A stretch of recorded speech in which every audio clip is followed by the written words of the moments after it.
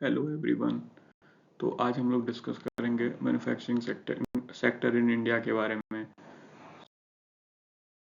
So if you look at market size तो manufacturing sector का market size रफली around 1 trillion होने वाला है 2025 तक।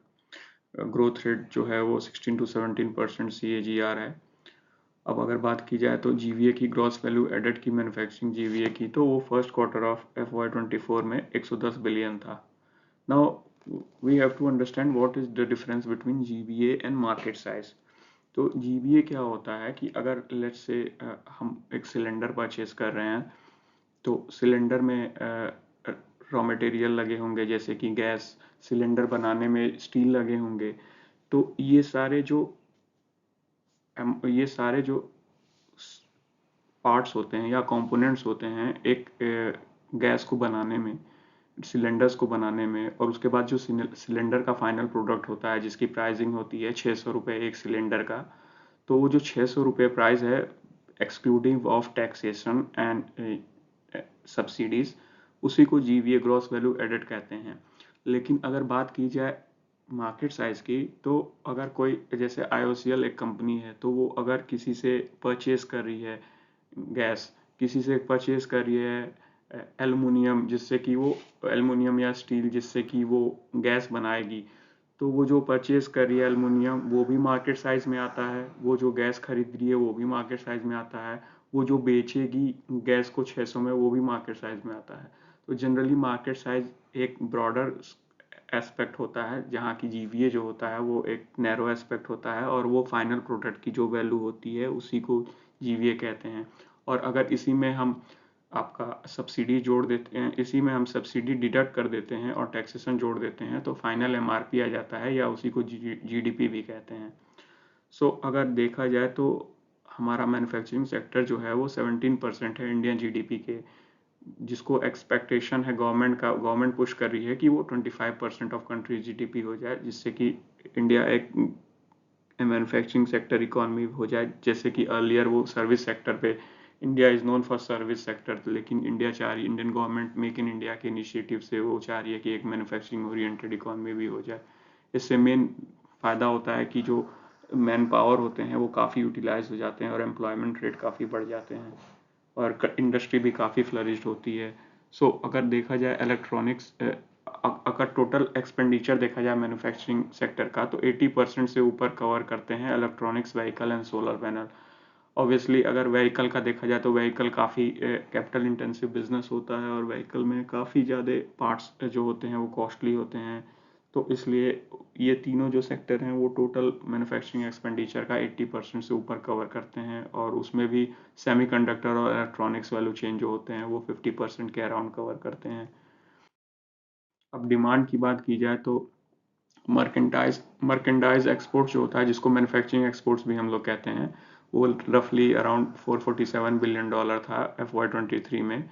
और पोस्ट कोविड ये 15% के CAGR से बढ़ रहा है इन लास्ट 2 ईयर्स, जो कि इवन चाइना जिसको हब माना जाता है मैन्युफैक्चरिंग का, वो भी इस स्पीड से नहीं बढ़ रहा है जिस स्पीड से इंडिया बढ़ रहा है, जो कि एक काफ़ी अप्रिशिएबल फैक्ट है।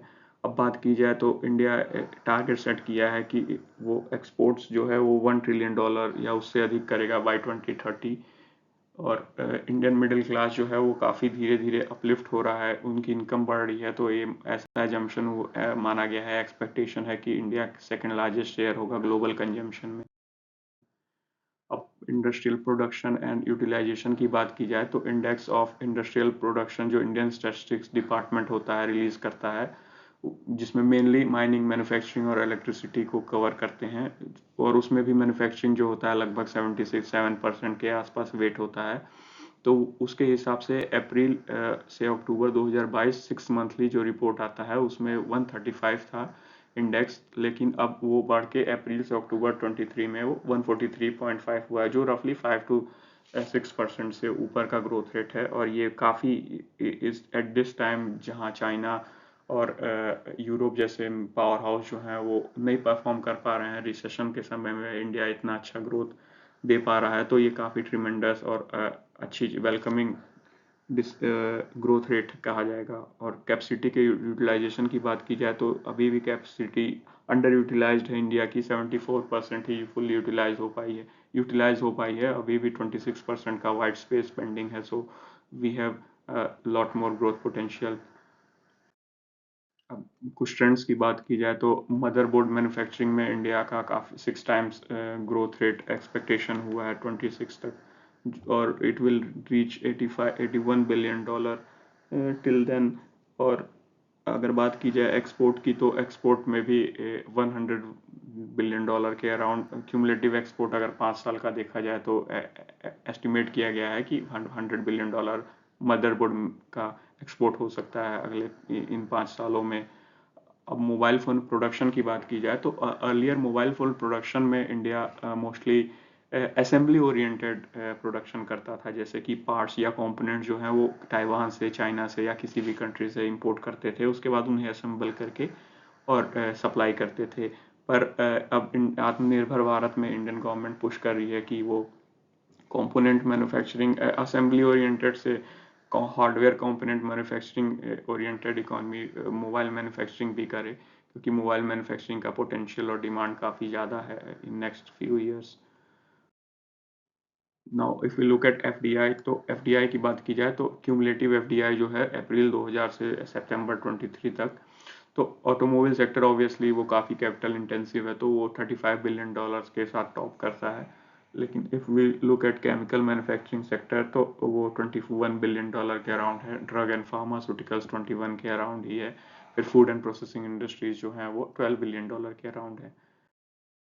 अगर now if we look at union budget जो FY23 का आया था, तो उसमें इंडियन गवर्नमेंट ने एक रिलैक्सेशन दिया था कि अगर आप न्यू कोऑपरेटेड सोसाइटी हैं जो कि एंगेज है मैन्युफैक्चरिंग एक्टिविटीज़ में, तो आपका जो टैक्स रेट है वो 22% से गिर के 15% पे आ जाएगा अंडर 115 BAE सेक्शन में ऑफ इनकम टैक्स एक्ट।